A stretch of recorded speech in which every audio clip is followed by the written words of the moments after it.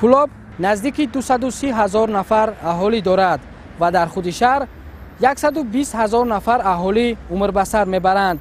مورد ذکر است که برنامه رشد اقتصادی و اجتماعی شهر کلوب برای سالهای 2020-2025 تطبیق 225 لایحه را با مبلغ 7 میلیارد و 12 میلیون سومانی در همه ساحه‌های خواجگی خلق شهر در بر میگیرد که این لایحه ها دوره به دوره عملی گردیده ایستادند.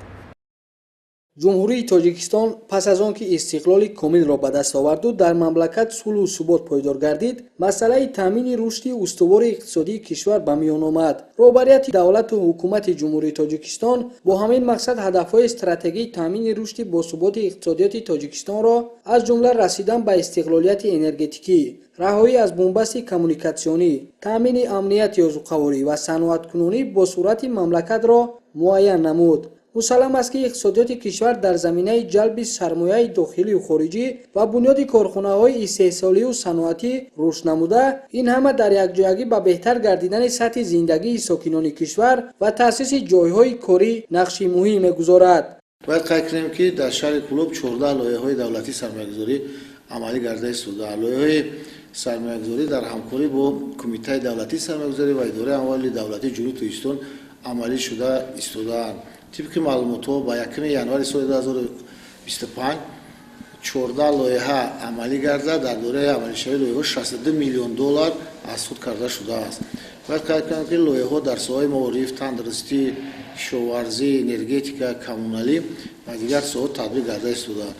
در ساحه تامینات آب نوشاکی طبق برنامه 6 لایحه با مبلغ 235 میلیون سومانی پیش بینی گردیده است که عین زمان در 3 لایحه کارها ادامه دارند. این لایحه ها در دایره لایحه آب تامین کنی و کاریزی شهر کلوب با مبلغ گذاری بانک اروپایی تجدید و رشد عملی شده ایستادند. عین زمان در این سمت کارها ادامه داشته شرکت‌های ساختمانی با بنیاد آب انبارهای کلان حجم کشیدن خطهای نو آب نوشاکی مشغول میباشند. لایحه دولتی تامینات اهالی شهر کلوب با آب نوشاکی را 3 شرکت وطنی عملی خواهند ساخت.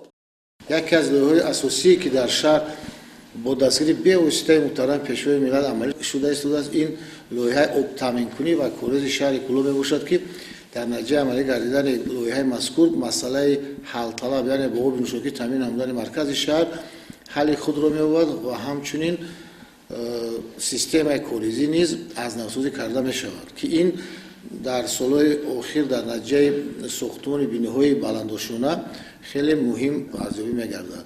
در ساحه تامینات برق 42 لایحه با مبلغ 439 میلیون سومانی پیش بینی گردیده. به حالت 1 ینوار سال 2025 16 لایحه با مبلغ 706 میلیون سومانی پوره اجرا گردیده. در 5 لایحه کارها ادامه دارند. منطقه آزاد اقتصادی کلوب با دستگیری به واسطه پرزیدنت جمهوری تاجیکستان پیشوای ملت محترم امامعلی رحمان در میدان 309.2 هکتار تأسیس داده شده فعالیت دارد. عین زمان در منطقه آزاد اقتصادی کلوب 9 سوبیکت به قید گرفته شده بنیاد کارخانه استحصالی فیلترهای هوایی و روغنی برای افت-ماشین‌ها از جانب جمعیت دارای مسئولیتش محدود تاجیک الماس مورد استفاده قرار گرفته فعالیت دارد. 22 نوامبر سال 2024 با دستگیری دستگاه اجرایی پرزیدنت جمهوری تاجیکستان و در همکاری با وزارت رشد اقتصاد و سودای جمهوری تاجیکستان فرم بین‌المللی سرمایه‌گذاری برگزار گردید و در دوره این